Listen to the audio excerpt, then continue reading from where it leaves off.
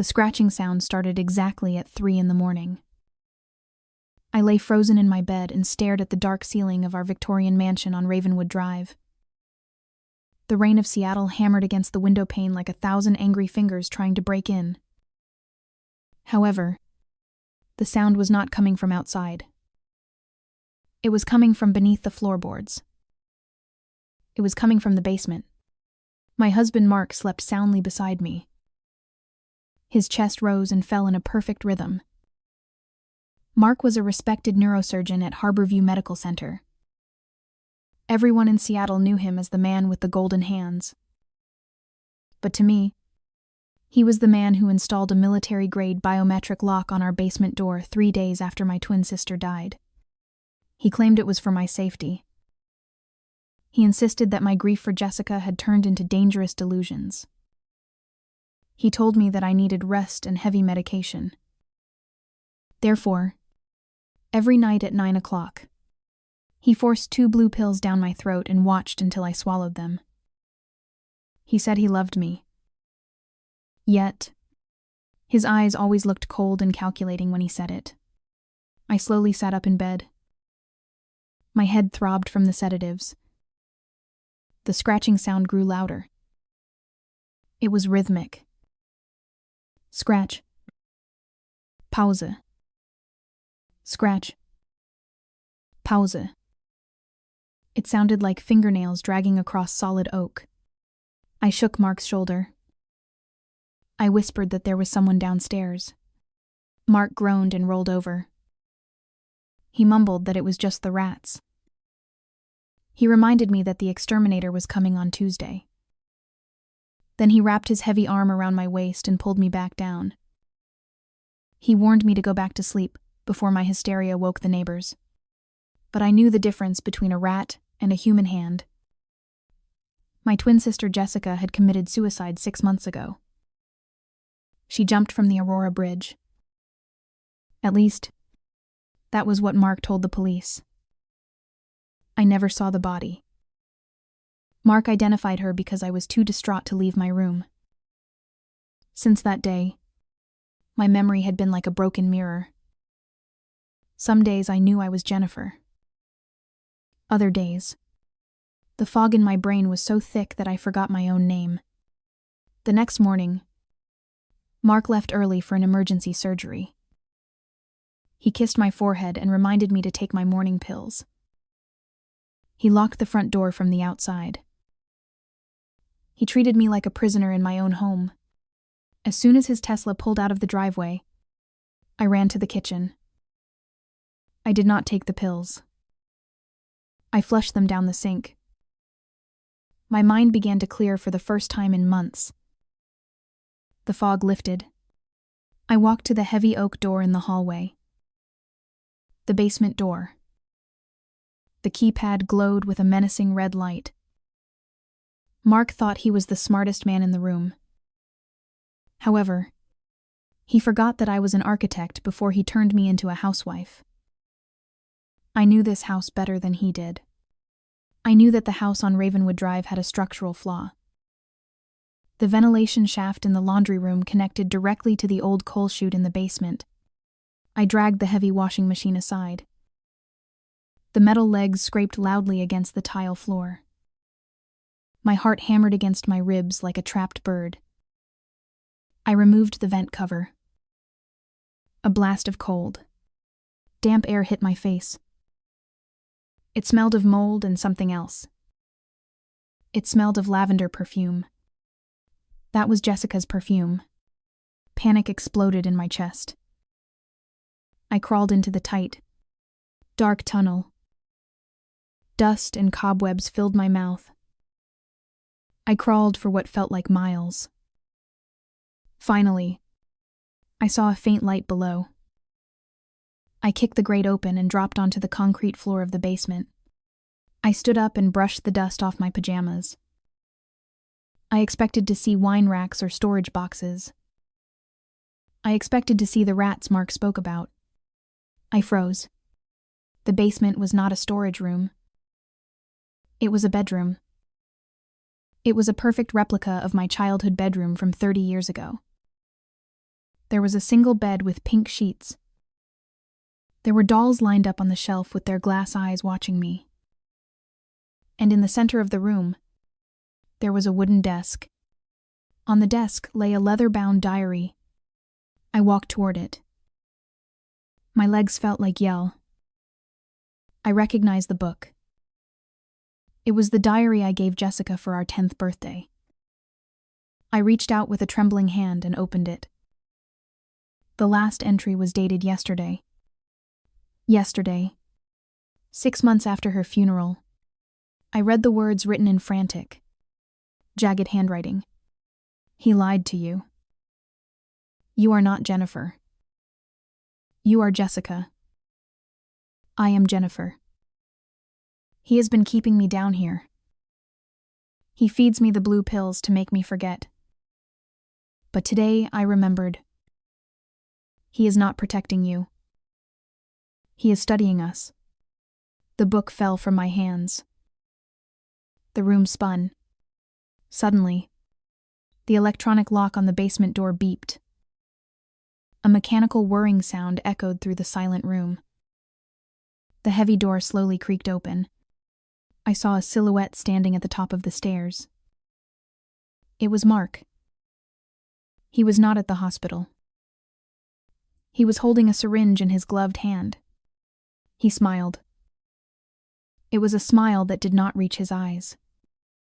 He spoke softly into the darkness. He asked if his little experiment was finally ready to face the truth. Mark descended the wooden stairs one slow step at a time. The leather soles of his shoes clicked against the steps like the ticking of a bomb. He did not rush. He looked like a scientist approaching a lab rat that had escaped its cage. I backed away until my spine hit the cold plaster wall. My hand gripped the leather diary so hard that my knuckles turned white. He spoke with a terrifying calmness. He told me to put the book down. He claimed that the diary was just a prop for my therapy. He insisted that I wrote it myself during one of my psychotic episodes. However, his eyes told a different story.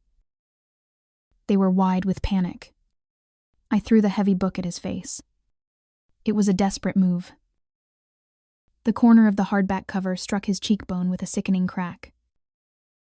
Mark stumbled backward. He dropped the syringe. It shattered on the concrete floor. A clear liquid splattered across his polished shoes. I did not wait for him to recover. I bolted toward the only other door in the room. It was a narrow door made of reinforced steel. I recognized it immediately. It was the door to the old coal storage room. I slammed it shut behind me and slid the heavy iron bolt into place. Mark slammed his body against the door from the other side. The metal groaned. He screamed my name. He roared that I could not hide from the truth forever. But I was not hiding. I was remembering. The small room was illuminated by a single flickering bulb. I sank to the floor and opened the diary again. My hands shook uncontrollably. I needed to understand. I needed to know who I really was. I turned to the first page. The date was exactly 2 years ago. The entry described a dinner party at the Space Needle. It was the night Mark proposed to Jennifer. I read the words. And suddenly, the memory hit me like a physical blow.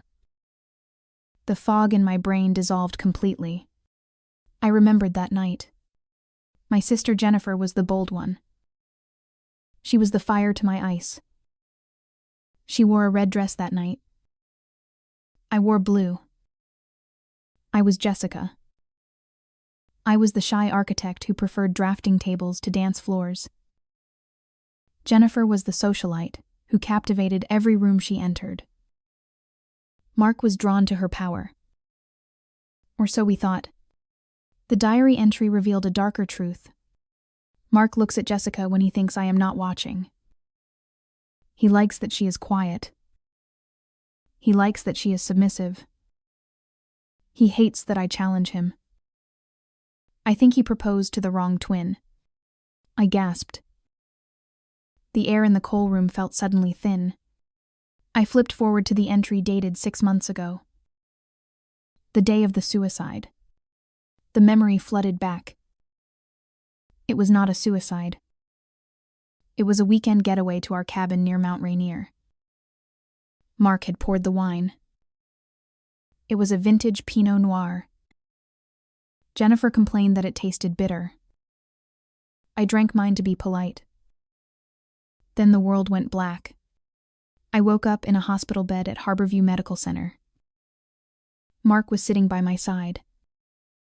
He held my hand and cried. He told me that my sister Jessica had jumped from the Aurora Bridge.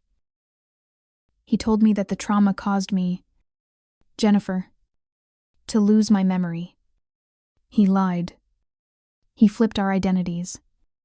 I was Jessica. I had always been Jessica. But for the last 6 months, Mark had gaslighted me into believing I was Jennifer. He dressed me in her clothes. He forced me to wear her perfume. He medicated me whenever I questioned him. But why? I looked at the final page of the diary. The handwriting was frantic. It was written by the real Jennifer. My sister was alive. She was not dead. Mark had not killed her. He had locked her somewhere. He keeps me in the soundproof room below the garage. I can hear his car leave every morning. He wants your inheritance, Jessica. He wants the Wilson family trust that unlocks on your 30th birthday. He cannot touch the money if you are single. But if he is married to you, he controls everything. He married Jennifer, but he wanted Jessica's submissiveness and the Wilson fortune. I covered my mouth to stifle a scream. The Wilson Trust was worth $50 million. Suddenly, the pounding on the door stopped. The silence was heavier than the noise. Then I heard a sound that made my blood run cold. It was the hiss of gas. I looked up. The ventilation grate above my head was being unscrewed from the outside. Mark was not trying to break in anymore. He was pumping something into the room. A white smoke began to drift down. He spoke through the vent. His voice was distorted by the metal ductwork. He apologized for the inconvenience. He said that since I refused to take my medicine, he had to administer it in a gas form. He promised that when I woke up, I would forget all about the diary. He promised I would be his happy. Confused Jennifer again. I scrambled to my feet. The gas smelled sweet. It smelled like chloroform and lilies. My vision began to blur. I looked around the tiny room for a weapon. There was nothing but old coal dust and a rusty shovel. Wait. I was an architect. I designed renovations for Victorian houses just like this one. I knew something Mark did not. The coal rooms in these historic Seattle homes always had a secondary chute. It was a safety feature for carbon monoxide ventilation. It was usually hidden behind the brickwork near the floor. I dropped to my knees. I clawed at the loose bricks in the corner. My fingernails broke. My lungs burned. The white smoke filled the room. I found it. A small, square iron hatch, covered in decades of grime. I smashed the rusty shovel against the hatch. 1 blow. 2 blows. The iron cracked. Mark laughed from the vent above. He mocked my futile struggle. He told me to just breathe deep and sleep. I took one last gulp of clean air from the crack in the hatch. I kicked the iron plate with all my remaining strength. It gave way. A rush of cold earth and wet mud greeted me. It was a crawl space. It led under the garden. I squeezed my body into the dark. Wet tunnel, just as the room behind me filled completely with the white gas. I crawled through the mud. I crawled away from my husband. I crawled toward the truth. I had to find my sister. I dragged my body through the mud like a wounded animal. The tunnel was tight. The earth pressed against my chest. Every breath was a struggle against the weight of the soil above me. My fingers clawed at a tangle of roots. I pushed upward. Finally, the ground gave way. I burst through the surface and gasped for air.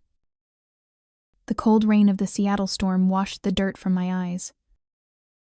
I was in the backyard. The wind howled through the Douglas fir trees that surrounded our property. I lay in the wet grass and shivered. I looked back at the house. Every light was on. It looked like a lighthouse in a sea of darkness. Through the kitchen window, I saw him. Mark was pacing.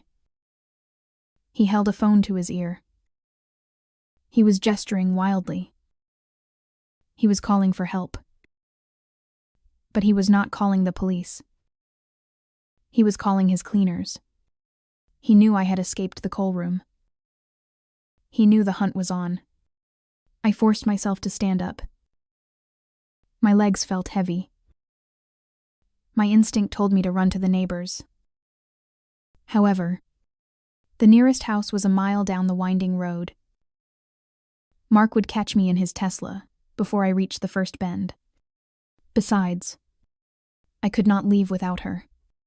The diary said Jennifer was under the garage. I crouched low and sprinted toward the detached 3-car garage at the edge of the property. The rain masked the sound of my footsteps. I slipped inside through the side door that Mark often left unlocked for the gardener. The garage smelled of motor oil and expensive leather. Mark's black Tesla sat in the center bay like a sleeping beast. I scanned the room. It was filled with tool chests, garden equipment, and a heavy workbench along the far wall. He keeps me in the soundproof room below the garage. I remembered that the previous owner of this estate was a musician. He had built a soundproof studio for his drum practice. Mark had converted it into a prison. I ran to the workbench.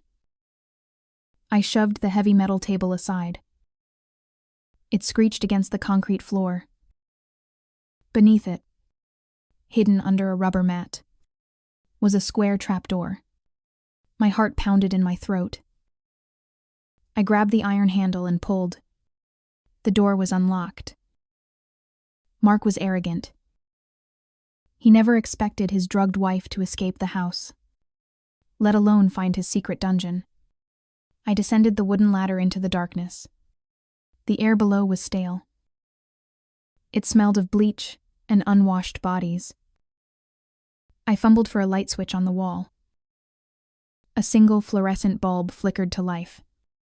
I gasped. The room was small. The walls were lined with gray acoustic foam. In the corner, chained to a metal radiator, sat a woman. She looked up. Her eyes were sunken. Her skin was pale and covered in bruises. Her hair was matted with blood, but it was like looking into a mirror. It was Jennifer, my twin sister. She stared at me with wide, terrified eyes. She did not recognize me at first. I was covered in mud and coal dust. I rushed to her. I fell to my knees and grabbed her cold hands. I told her it was me. I told her it was Jessica. Jennifer froze. Her lips trembled. She reached out and touched my face. Tears streamed down her cheeks. She whispered my name. She asked if she was dreaming. I shook my head.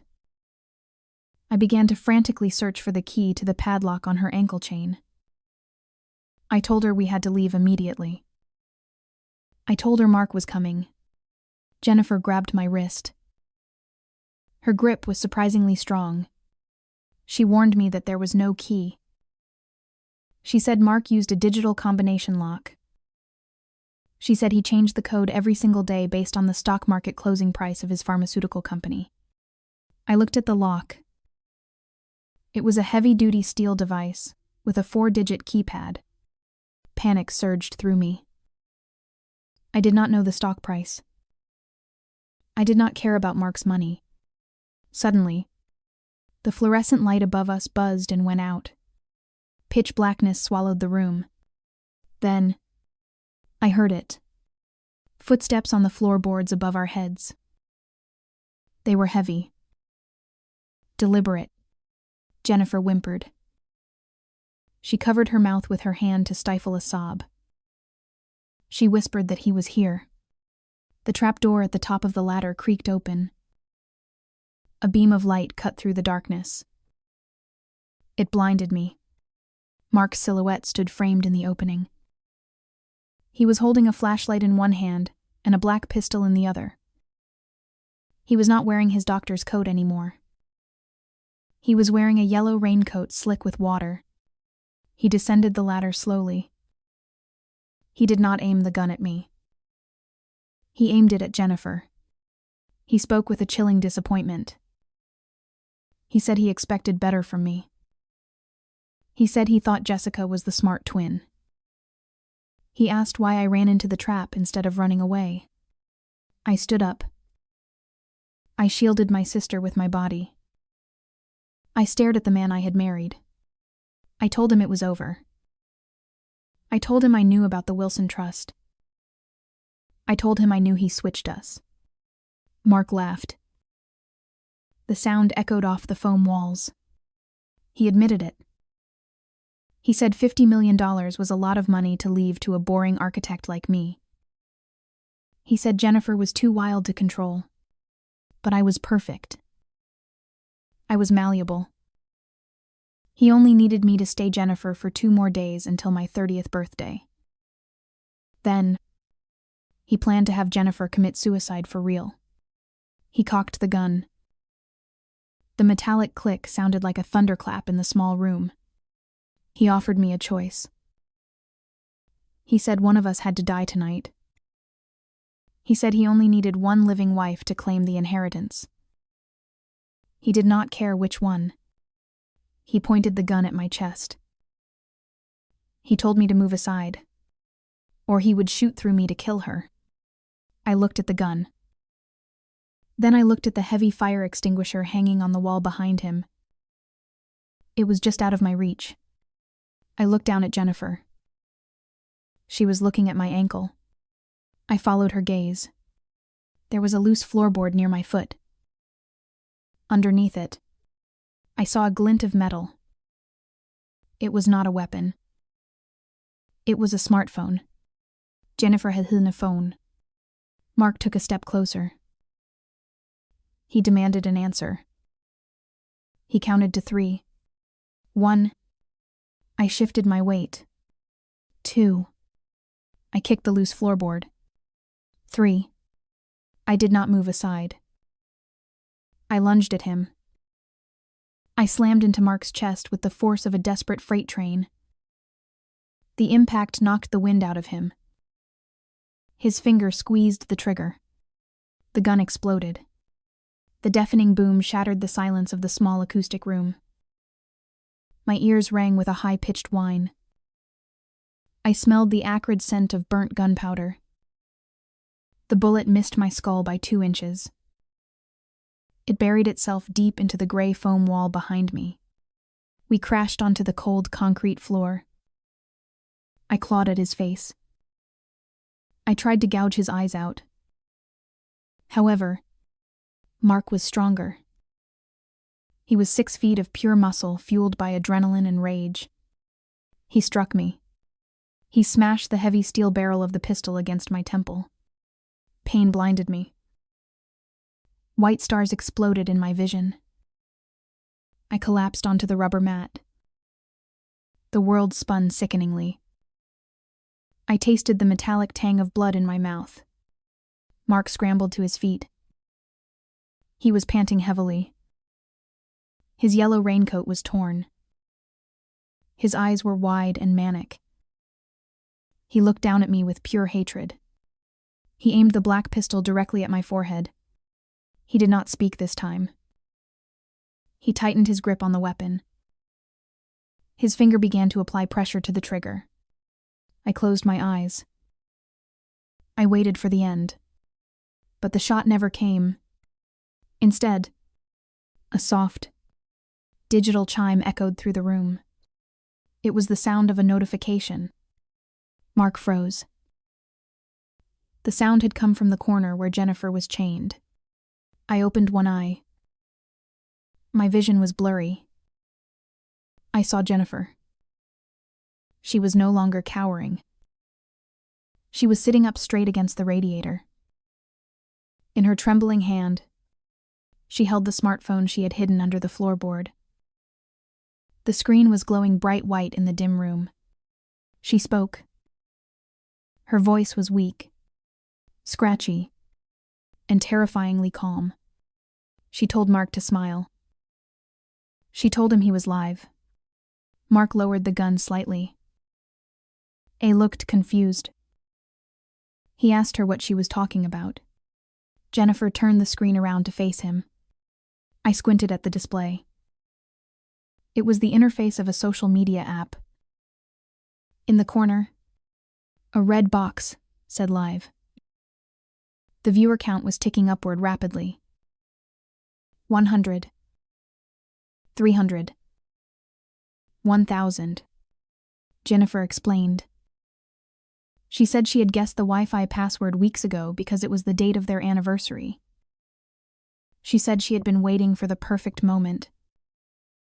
She said she started the broadcast, the moment Mark climbed down the ladder. She told him that 5,000 people just watched him point a gun at his wife's head. She told him that 5,000 people just heard him confess to the inheritance fraud. Mark turned pale. The blood drained from his face. He stared at the tiny camera lens as if it were the eye of God. For a split second, the arrogant doctor vanished. He was just a man watching his life crumble in real time. He lunged for the phone. He screamed at her to turn it off. That was his mistake. He forgot about me. I rolled onto my stomach. My hand brushed against the cold steel of the red fire extinguisher that I had spotted earlier. It had fallen off the wall during our struggle. I grabbed the heavy cylinder. I screamed with every ounce of rage I had suppressed for 6 months. I swung the extinguisher like a baseball club. The steel bottom connected with Mark's kneecap. There was a sickening crunch of bone. Mark howled in agony. He collapsed to the floor. The gun flew out of his hand and skittered across the concrete, sliding under the heavy workbench. I did not stop. I swung the extinguisher again. This time, I aimed for his head. Mark raised his arm to block the blow. The steel cylinder smashed into his forearm. He cried out and curled into a fetal position. He begged me to stop. I stood over him. I was breathing hard. I held the heavy weapon high above my head, ready to deliver the final blow. I wanted to end him. I wanted to crush the monster who stole my life. Jennifer shouted my name. She told me to stop. She told me the police were already watching. She said killing him on camera would only send me to prison. I froze. I looked at the phone. The comments were flying up the screen faster than I could read. Run. Police are coming. He's a monster. I lowered the extinguisher. I looked down at the man whimpering on the floor. He was broken. He was finished. I turned to Jennifer. I grabbed the heavy bolt cutters from the workbench. I ran to her. My hands shook as I positioned the blades around the chain on her ankle. I squeezed with all my strength. The metal snapped. Jennifer was free. We hugged each other. We cried into each other's shoulders. We were two broken halves made whole again. Suddenly, sirens wailed in the distance. They were getting louder. But Mark was not done. From the floor, he let out a low, guttural laugh. He reached into his pocket. He pulled out a small remote control with a single red button. He whispered that if he couldn't have the house, nobody could. He pressed the button. A deep, ominous rumble shook the ground beneath us. It came from the main house. Then, a massive explosion tore through the night. The ceiling of the garage cracked. Dust rained down on us. Mark had rigged the gas line in the main house. He had just blown up the mansion, and the fire was spreading to the garage. The ground beneath us shook violently. Dust and chunks of acoustic foam rained down from the ceiling. The shockwave from the main house explosion had destabilized the garage foundation. Thick black smoke began to pour through the open trapdoor above. It coiled down the ladder like a venomous snake. The heat was instantaneous. It hit my face like a physical wall. I grabbed Jennifer's arm. She was weak. Her legs buckled under her weight. I pulled her up. I screamed that we had to move. Mark lay on the floor clutching his shattered knee. He looked up at the collapsing ceiling with a twisted expression of awe. He laughed. It was a wet, gurgling sound. He shouted that it was beautiful. He screamed that he had destroyed the evidence. He was insane. I shoved Jennifer toward the wooden ladder. I told her to climb. She gripped the rungs with trembling hands. She began to ascend. I followed right behind her. I pushed her upward with my shoulder. Suddenly, a hand clamped around my left ankle. It was Mark.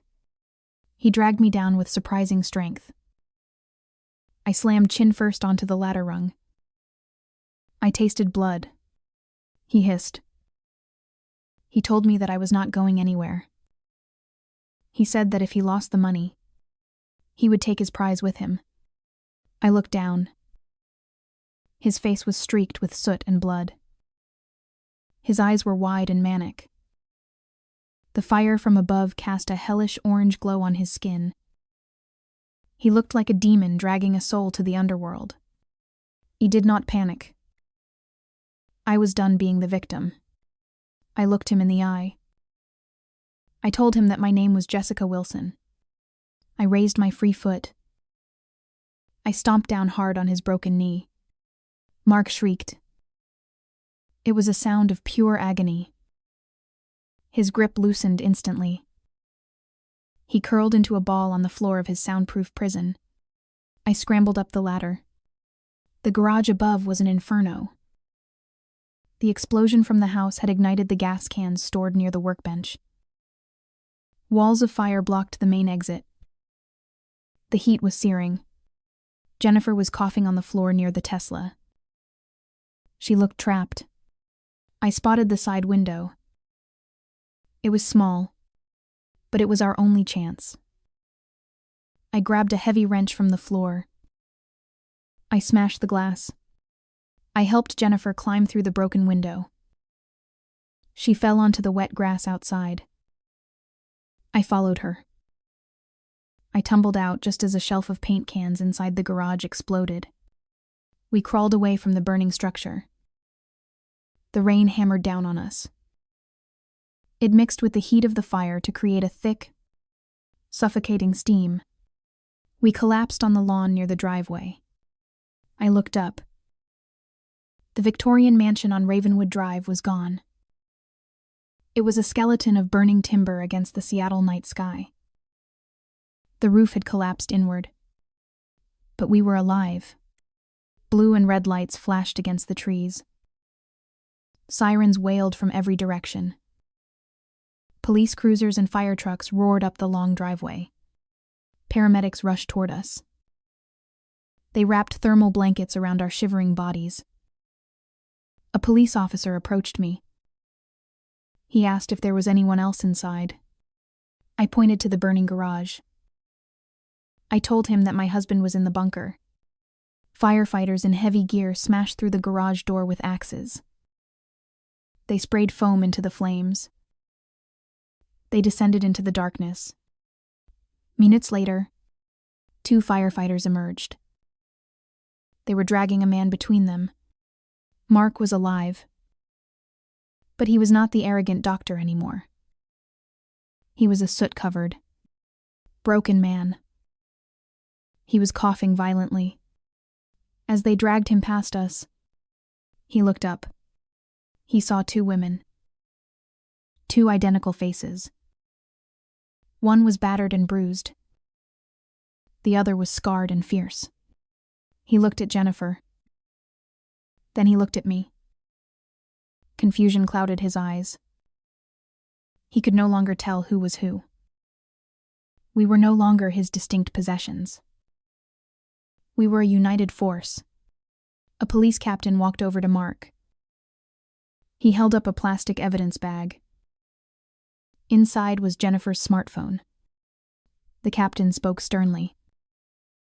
He told Mark that the live stream had been recorded. He said they had over 10,000 witnesses to kidnapping, attempted murder, and arson. He slapped the handcuffs on Mark's wrists. The metal clicked. Mark did not fight. He slumped his shoulders. He looked at the burning ruins of his house. He whispered that it was all for nothing. I stood up. I pulled the blanket tighter around my shoulders. I looked at the man who had stolen 6 months of my life. I walked over to him. The paramedics tried to stop me, but I waved them off. I leaned close to his ear. I whispered one final secret. I told him that the Wilson Trust had a clause he missed. I told him that the money was never released on my birthday. I told him it was only released upon the birth of a female heir. Mark's eyes widened in horror. He realized his entire plan. All the torture, all the lies, had been based on a mistake. He had destroyed his life for a fortune he could never have touched. The police shoved him into the back of the cruiser. He screamed. He slammed his head against the window. But nobody was listening anymore. I walked back to Jennifer. She was sitting on the bumper of an ambulance. She reached out her hand. I took it. The nightmare was over. The house was ash. The monster was caged. But as I looked at the burning embers, I realized something. The fire had destroyed the diary. It had destroyed the basement. It had destroyed the past. We had nothing left but each other. And $50 million that we did not even need. 3 months have passed since the fire on Ravenwood Drive. The trial of Dr. Mark Wilson was the most watched legal event in Washington state history. His lawyers tried to plead insanity. They claimed the grief of losing his wife drove him to madness. However, the jury did not buy it. They saw the live stream. They saw the cold, calculated look in his eyes when he pressed the detonator. They heard his confession about the money. Last week, the judge delivered the verdict. Mark was sentenced to 2 consecutive life terms without the possibility of parole. He will die in a small concrete box, just like the one he built for my sister. The Wilson Trust was never released to him. Instead, after a lengthy legal battle proving our identities, the court granted full control of the estate to Jennifer and me. We did not keep the money. It felt dirty. It felt like blood money. So, we donated every single cent. We used the $50 million to build a network of safe houses for victims of domestic abuse and gaslighting. We named the foundation The Open Door. We wanted to ensure that no woman would ever be trapped in the dark again. Today, Jennifer and I live in a penthouse apartment in downtown Seattle. Our home has floor-to-ceiling windows, It is flooded with sunlight. There are no basements. There are no hidden rooms. There are no secrets. Jennifer is healing. Her physical scars have faded, but the nightmares still come sometimes. When they do, I am there. I hold her hand until she falls back asleep. We are no longer just sisters. We are survivors. I often think about the diary. I think about the moment I found it in the cold coal room. Mark made one fatal mistake. He thought he could manipulate reality. He thought he could strip away my memories and replace them with his lies. He thought he could turn Jessica into Jennifer, and Jennifer into a ghost. But he forgot the most important rule of architecture. You cannot build a life on a rotten foundation. Eventually, the cracks will show. Eventually, the structure will collapse. I stood on the balcony and looked out at the city skyline. The rain had stopped. The sun was breaking through the gray clouds. Jennifer walked up beside me. She handed me a cup of tea. She did not say a word. She didn't have to. I looked at her. Then I looked at my reflection in the glass window. For 6 months, I was afraid to look in the mirror. I was afraid I wouldn't know who was staring back. But now, the image is clear. He tried to break the mirror. He only managed to multiply the reflection. Now, there are 2 of us. And we are stronger than he could ever imagine. I took a sip of tea and smiled. My name is Jessica Wilson. And I am finally awake.